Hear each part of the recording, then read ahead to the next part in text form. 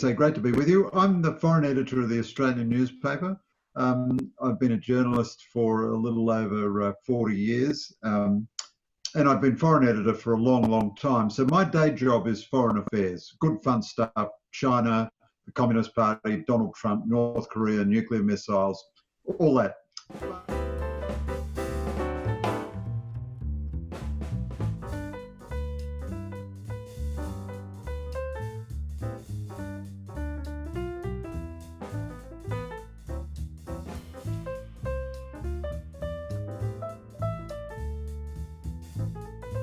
Hi everyone, welcome to what is called the dining table. If you've been with us for a while, we have a kitchen table where for 8 to 10 minutes every week we look at a short pithy framework around something cultural and Christian and put those two things together and have a short meal, sort of a little bit of food to keep you going.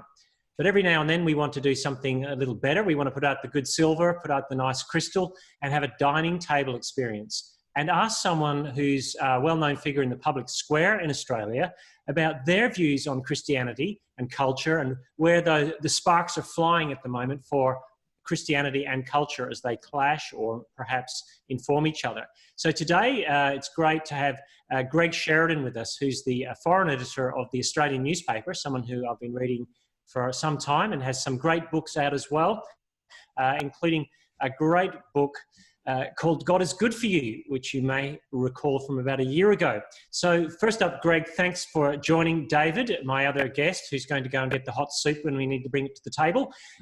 Thanks for joining us. Great to be with you. Yeah. Tell us a little bit about your professional background and the writing you've been doing recently. Well, Steve and David, as I say, great to be with you. I'm the foreign editor of the Australian newspaper.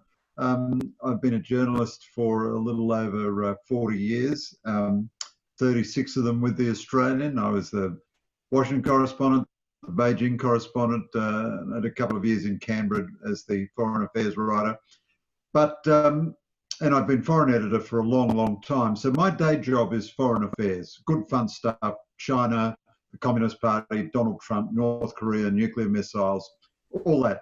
But as you know, Steve, I've also been a lifelong Christian, and from time to time in my professional life, I've written columns about Christianity, and I was motivated a few years ago to write a book, A Defense of Christianity, partly because I saw the culture becoming so unsympathetic, even indeed hostile to Christianity, and the culture had also lost a lot of corporate knowledge. You know, just things that it used to know about Christianity and therefore about humanity and life. So I thought I could make a tiny contribution to, you know, if there's a great ocean of human discourse, this was my little thimbleful to add to it. And of course, it's so much fun to write about belief and God and the most important things. So took me a long time to get around to finding the right story, but there you go, better late than never. Yeah. Oh, well, you say story there, Greg, and I think that's interesting that the first half of the book very much is an apologia, but the second half is full of stories. And I think they're quite disarming stories about actual Christianity taking place in people's communities and lives. Was that an important aspect of it, that you want to dovetail a theological truth set with an actual lived experience? Because that somehow is more disarming in some sense. I mean, Christianity is an incarnational faith. It does believe in the human being of Jesus Christ, and it expresses itself through the human beings who are around today. And so I think, you know, theoretical arguments without human beings can be very dry. Even the first half of the book, I tried to make it a kind of a human statement about why belief is reasonable or indeed compelling, and what Christianity actually teaches, why the Old Testament is worth reading, what do you think about the problems of evil and, you know, innocent suffering and so forth. But certainly then in the second half of the book, I had a whole lot of different motives. One was to show these are some outstanding people and they believe in Christianity, so ipso facto it can't be completely implausible and ridiculous. Secondly, you can't be negative about Christianity when you're around people who are on fire with belief. They just, you know, conservatives like me can easily end up writing essays of cultural despair. I mean, it's a particular conservative failure to write an essay which says the situation is bleak, it's going to get worse, there is no hope, abandon all hope now. That's a very common kind of conservative essay. You contradict that by just writing about human beings. And then, of course, you learn so much by talking about people who are deeply Christian. And I tried to cover the waterfront a little bit. I mean, it's only kind of in total 8 or 10 people or something, but I wanted different denominations, different types of people, men and women, old and young, you know, clergy and lay people, and so on. And now, thinking one of the key lines in the book, and I'm going to bring Dave in this, well, the opening line about what will it be like when we've lost our oldest friend. Dave's just moved from Scotland, which is a more secular, it's more become more secular more quickly, and than Australia perhaps has, and perhaps parts of the UK as well. Dave, what would you say, and asking around those questions of secularism, how do you see Greg's writing in line with what Scotland's like, and do both of you think that Australia's heading down the same line as, say, Scotland? So throw to Dave, he can put a question in, and then we'll go back to Greg on that. Okay. Greg, first of all, I do want to thank you for the book. I actually read it in Scotland, and it was such a huge sense of relief to read it. I also a little bit thought, nah, this can't be right, because Scotland in 10 years, in my view, has secularized quicker than any nation that I can conceive of. I mean, I study history and politics as well. And your book was fascinating. I was just amazed at how many, and I'm amazed being here at how many Australian politicians would profess some kind of faith and be quite open about it. I mean, ScoMo, as we call him, now that I'm an Aussie, he would not survive in the UK in terms of being so open and yet not Trump-esque. I mean, it's not American in terms of, professing faith, but there's not the hostility that there is in some areas, but not the same degree of hostility or the same degree of indifference as I find in the UK. Now, my own view is that Australia is probably on the same trajectory, but it doesn't have to end up there. There are certain factors within Australia which means it might not. Is that an over-optimistic view? Am I just the ignorant foreigner who's come here and come into paradise, even with the plague and the fires and the drought and the spiders? So, David, I think your analysis is right, and you're right to put it in this way. Australia is on the same trajectory, but it doesn't have to end up in the same place. Yeah, we do have the power of agency. I mean, each country is different, but they are all suffering the same pathologies or syndromes. So the United States is still more religious than Australia, and Australia, I think, is more religious than almost anywhere in Europe. Maybe Poland would be an exception, but in Western Europe, I'd say Australia is a bit more religious, has a bit higher belief rates and so on. But we are all headed in the same direction. The UK and even the Republic of Ireland, well, maybe the Republic of Ireland still is residually a little more religious than Australia. It's a bit hard to say. But we're all heading in the same direction. But we can change that. And I think, David, your observations about Australia are quite interesting. I'm very grateful to all the politicians who agreed to be interviewed for my book. So there were a few public Christians, ScoMo, who isn't in the book, but he's a very public Christian, Kevin Rudd, Tony Abbott. But most of the politicians I interviewed, they were not secret Christians, but they were relatively shy Christians. And I did have to sort of talk them into it. Now, the fact that they were willing to be talked into it, I didn't actually, blackmail them with secret tapes or anything like that. And a lot of their reluctance was modesty rather than fear of being attacked. But in the end, they did all assert their belief pretty clearly, from Penny Wong in the Socialist left of the Labor Party, through Bill Shorten and other people in the Labor Party, through to a lot of figures in the Liberal Party, Malcolm Turnbull and Tony Abbott and John Howard and a lot of others. So a lot of this book has done very modestly well in the UK, and a lot of English readers have said to me just what you've said, David. would be very, very hard for an English Prime Minister to hold the views of ScoMo or even of Kevin Rudd or Tony Abbott. Yeah. My book was launched by Malcolm Turnbull, and English friends, active Christian English friends, said they could barely imagine a British Prime Minister launching a book of kind of, without being too highfalutin about my book, a book of Christian apologetics. They'd find that very hard to imagine. Yeah, it would be impossible. Well, that's interesting. Interesting you say that. So I think we've now got to take advantage of our good fortune, though, and build sort of establish ground, hold ground, build institutions, inspire young people. The task is more urgent than ever. I think the culture is continuing to move against us, but nonetheless, there's a lot of growth and life and everything in our Christian communities as well. What do you think of the current, obviously the things that are going on at the moment? There's a lot of churn, Black Lives Matter issues, there's all the issues of identity politics, J.K. Rowling getting sort of kicked to the curb, all those. Do you think in the last couple of years there's been a spike in it?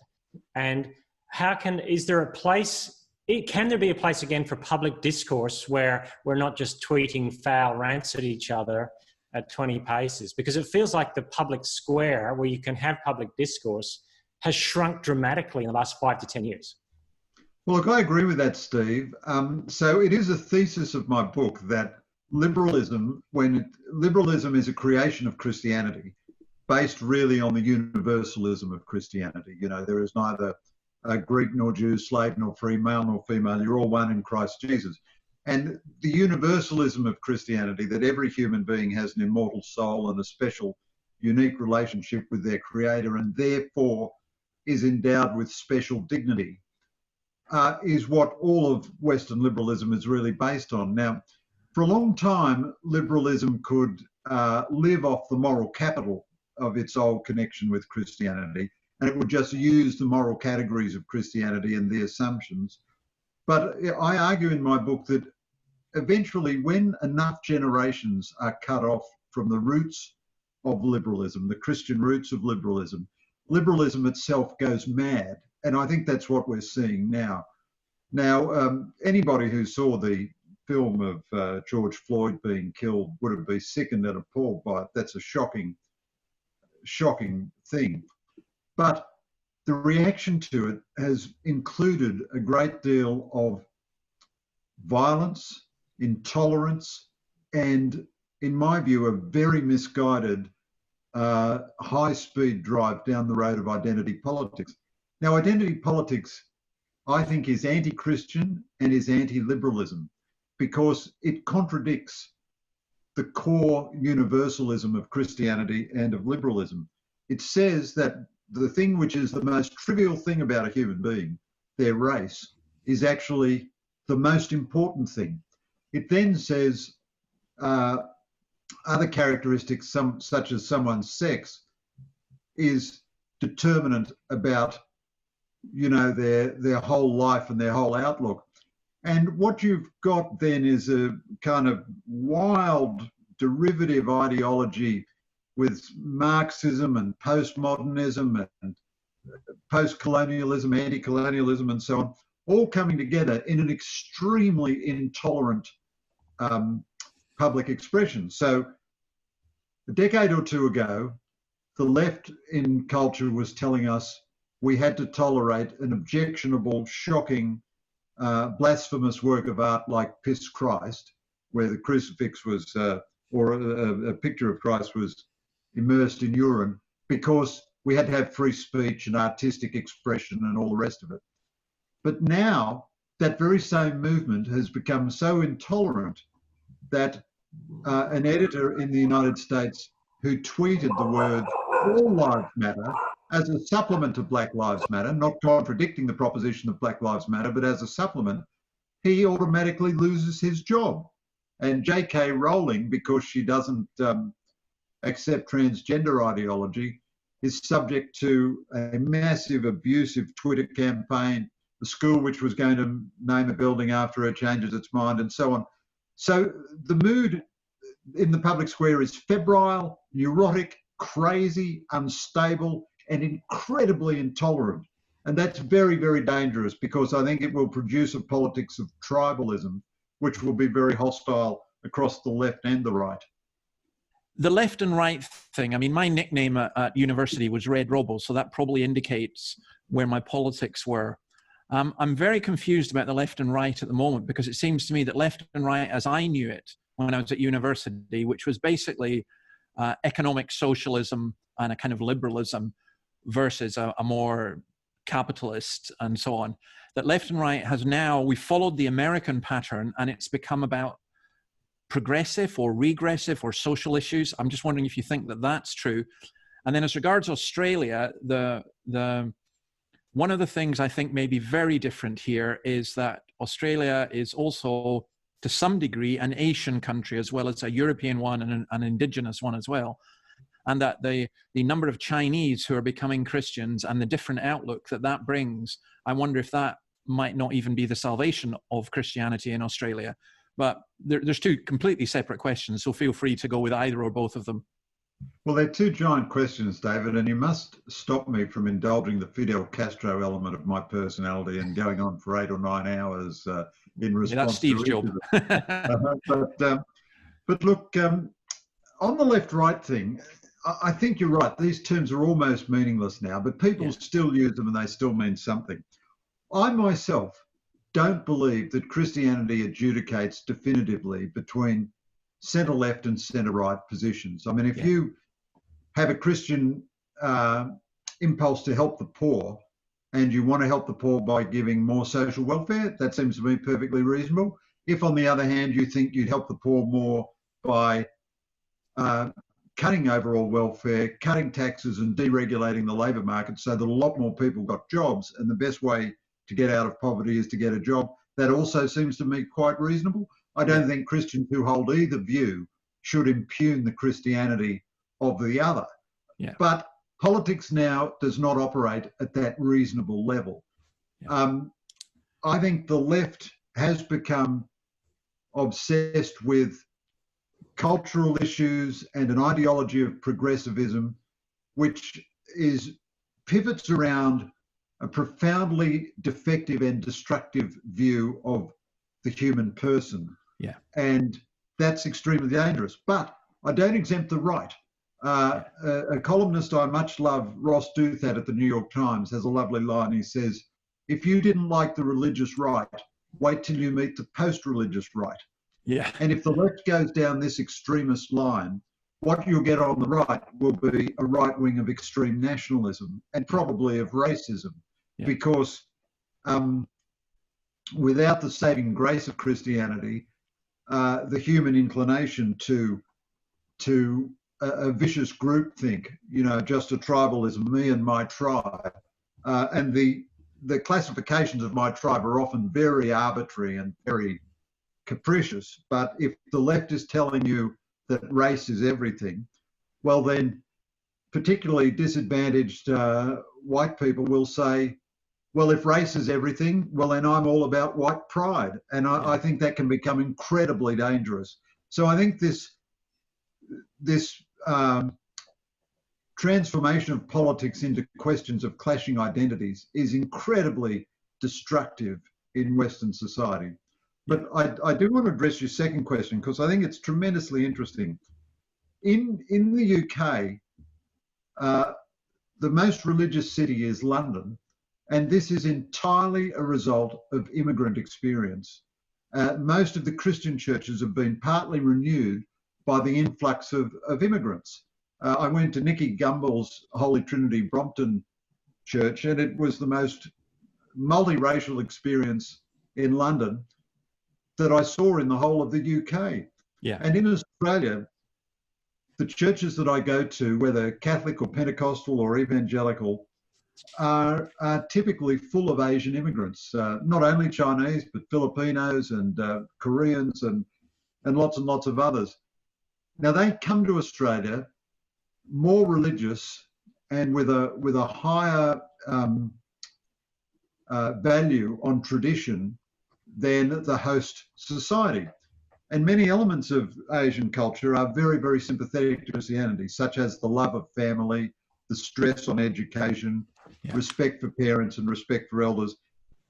You know, I'm not idealising Asian cultures. They're all different and they all have their pluses and minuses. But you've seen a tremendous growth of Christianity in Asia. In China, it's the one force that the Chinese Communist Party can't control. South Korea has now become virtually a majority Christian nation.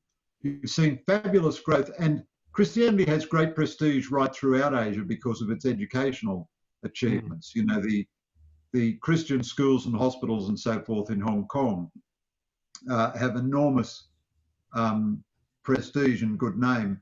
And every Australian church I go to is filled with Asian immigrants. And I mean, I'm overstating that a bit, but that's the trend. And I think that's a wonderful renewal. That's almost a sign of God's providence. We're very lucky that our thinning ranks are being infused by reinforcements whom we desperately need. Exactly. We're the lucky nation. Yeah, indeed. Yeah, Greg. The whole issue of part of the secular progressive narrative, when it's feeling optimistic, I suppose, is that somehow the future is like a cable car ride where you're sort of going towards this utopian future if we just tick all these right boxes and get all these right things in place. But history seems to be more like a roller coaster, and the dips and turns. And Christianity, that can play against Christianity, but it seems that it can also play into Christianity, because one of the things Dave and I talk about is that it's never more hostile than it is at the moment towards Christianity in a Western setting. But we've also seen that it's never more open, even for Westerners who come well-heeled, well-oiled to the universities of our western suburbs in Perth and your eastern suburbs in Sydney or Melbourne. And it seems to be that they've got everything, but they're still asking big questions that aren't getting answered at university, but are by Christian groups on universities. Do you see how there could be a revival among Westerners as well for these existential reasons? Oh, absolutely, absolutely. So I was just mentioning Nicky Gumbel in London. Now, a point he made to me was that there have been plenty of times in the past when the belief rate in Western societies has been lower than it is now. We haven't had a situation like this in the past where there's such a large positive belief in atheism, but we have had periods where actual belief and observance has been very low. And he quoted to me a time, I think in 18th century London, where the great Easter service at St Paul's attracted 11 people to the congregation, you know, and there were 10,000 sex workers in London and so forth. Archbishop Fisher, the Catholic Archbishop of Sydney, quoted to me a practice rate once in 19th century Australia of about 15% or something like that.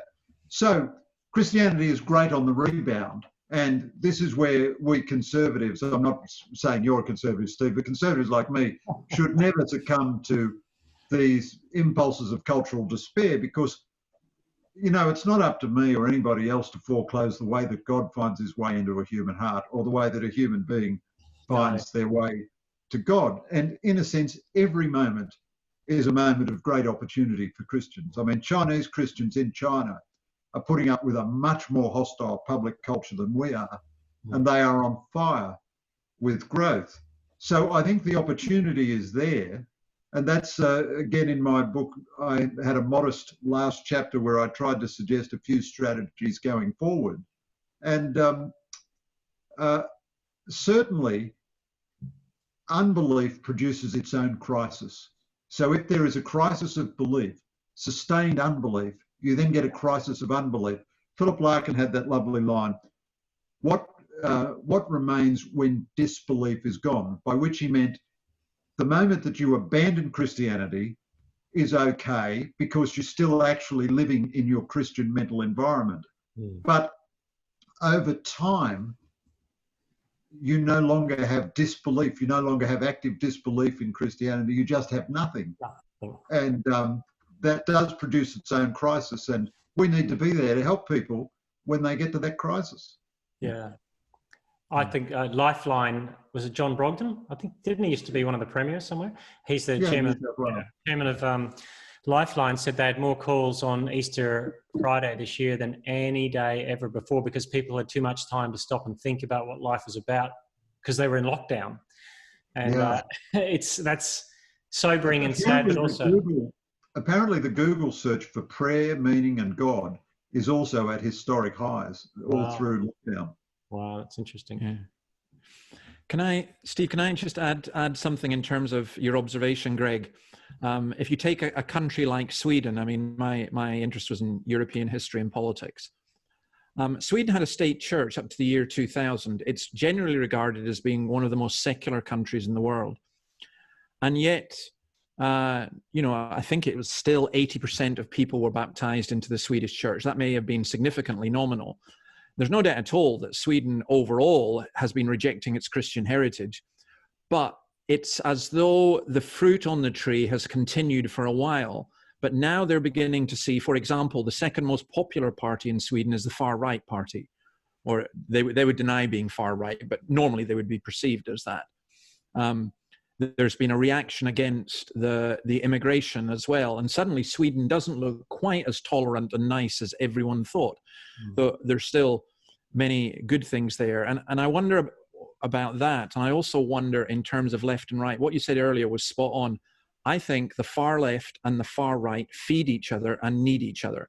And what we've seen in the UK in the past 2 weeks, in other words, left-wing activists, assaulting police, 27 injured, 60 injured, I think, in fact, and then right-wing activists the following week responding, and now there'll be a response again. It does seem to me that without the ballast of Christianity, the veneer of civilization is very, very thin. I think that's right. So I was interested in what you and Stephen were saying about history is a bit more like a roller coaster than a one-way ride. That's a good image. Yeah. I don't think history is cyclical, but I don't think it's on anybody's side, and I don't think it's ever inevitable. And human beings are always in a battle within their own soul between the savage and the civilized, between the wicked and the holy. What's that great line of Solzhenitsyn's? The line between good and evil doesn't go down the middle of a room with the good people on one side and the bad people on the other side. It runs right through the middle of every human heart. Yeah. And people need Christianity or something like it to become civilized. One of my favorite novelists, Evelyn Waugh, a friend said to him once, "Evelyn, how can you claim to be a Christian? You are just such a despicable person." To which he said, "You're absolutely right. But if I were not a Christian, you would scarcely recognize me as a human being." And I thought actually there was, typical war exaggeration, but there was deep insight there. One other thought I'd offer you, David, I'm interested in what you said about the Swedish church. It seems to me, I'm not being critical of any other nation here, but established religions, state-established religions, it's not helpful to Christianity. Maybe it was at one point in history, but it's not now. I mean, the Catholic Church in Germany benefits from some enormous state subsidy because of its nominal numbers, and yet no European Catholic Church basically is weaker, more confused, less faithful to its teachings than the German Catholic Church. And when I spent a few months in the UK last year as a visiting fellow at King's College, and I was trying to get a sense of why the United Kingdom is secularised so much. One of the things, just one of many factors, there are hundreds of factors, of course, but one tiny thing that somebody said to me, one of the Christian think tanks, because Anglicanism is a state-established religion in the UK, it's impossible to argue, or it's very hard to argue, that the culture has become anti-Christian. Even though the culture has become anti-Christian, people don't automatically believe it because they say, well, what are you talking about? The Anglican bishops are in the House of Lords and so on and so on. So just that seeming connection with state power, I don't think does any good. And the most religious Western nation is the United States. Very problematic, of course, Christianity in the United States, but nonetheless, it has the highest belief rates, the highest practice rates, and so on. With a possible exception, as I said earlier, maybe of Poland or something, but it's the most religious big Western nation. And of course, it's always had a separation of church and state. So done properly, separation doesn't mean religion has no place in the public square, but it means it runs entirely separately from the state, doesn't gain any state, sponsorship. you, but I did want to say this before we finish. This book, by the way, as I said, was brilliant, but I was a bit shocked when I got to, I think, page 280 or something, when you mention meeting a pastor out in Perth and, you know, how wonderful he was. And it did make me question your judgment on he didn't have a beard then. Did he not? Okay, well, that was No. that was the different side of it. You know, thank you very much. Steve will obviously ask you another question and finish up. But I really, really appreciate your writings in the Australian as well. And it's good to have. I'm just desperate for intelligent comment, even if I don't agree with it. I'm just desperate for news, and it's good to have people like you involved in that. And as you know, may your arm be given strength for many years yet to come, or your typing finger, or whatever it is, because it's really, really appreciated. And I want to say thank you on behalf of those of us who actually like serious news and want to think. Thank you very much, David. Thank you indeed. I'll round it out by saying a few things. First, Dave, my book is dog-eared on those pages. When the table needs propped up at the dining table, it's open to those pages. Yeah. And, but also I think too that it's been a helpful book and for a lot of people, and to have a look forward and say, we can be happy warriors, as a comment I think you made in the book, that we don't have to be culture warriors, but we can be happy warriors. Quick question to finish. What do you think maybe the 2 or 3 big pressure points coming down the line politically, culturally, spiritually are going to be in the next 5 to 10 years? Do you think it's a trajectory of what we have, or are there things coming that maybe not everyone's noticing? I think this whole identity politics, human sexuality, transgender issues, I don't think Christians have any desire to persecute anybody or make life difficult for anybody or anything like that at all. But they're going to be required again and again and again by the secular culture to genuflect and pay obeisance to progressivist ideological movements. And these are often very anti-Christian. So you have to be pro-abortion rights. You have to be pro the ideology of transgender, and so on and so on and so on. Now, this is very difficult for Christian institutions, even just where they're only trying to exist privately, schools and churches and so on. I want Christians to be in the public square. The same-sex marriage plebiscite was problematic, and I myself was not against changing the law, but I was very glad that the churches weighed into the debate. They knew they were going to lose, but they stood up for what they believed. And that meant that some people actually, for the first time ever, heard what the Christian belief was about marriage and sexuality and human purpose. And, you know, again, betraying my sort of bog Irish roots as opposed to your elevated Irish roots, you know, you don't win the lottery if you don't buy a ticket. You've got to be in it, you know, and you've just got to jump into the public square. And I want Christians to be active in the public square, as well as being happy warriors. Of course, we must be kindly warriors. We don't want to come to hate our enemies. We want to be more kindly to them than they are generally to us or to each other. But nonetheless, we have to understand lots of controversy is coming our way if we're going to assert our beliefs. And we ought to assert our beliefs, not only because our beliefs are true, but because people have a right to hear them, and people benefit from hearing Christian beliefs. And, you know, the situation is desperate, but not altogether serious, and it's good fun for all, and we've just got to wade in and do our best. Greg, on that note, and a positive note to end on, so you could not be a true conservative if you're coming out so positively. That's true. It was the "I'll be ruined" comment. That's encouraging us, and I want to thank you so much for your writings and what you're saying on these things, and to encourage you as you write your next book. Can you give us a hint as to what it's about?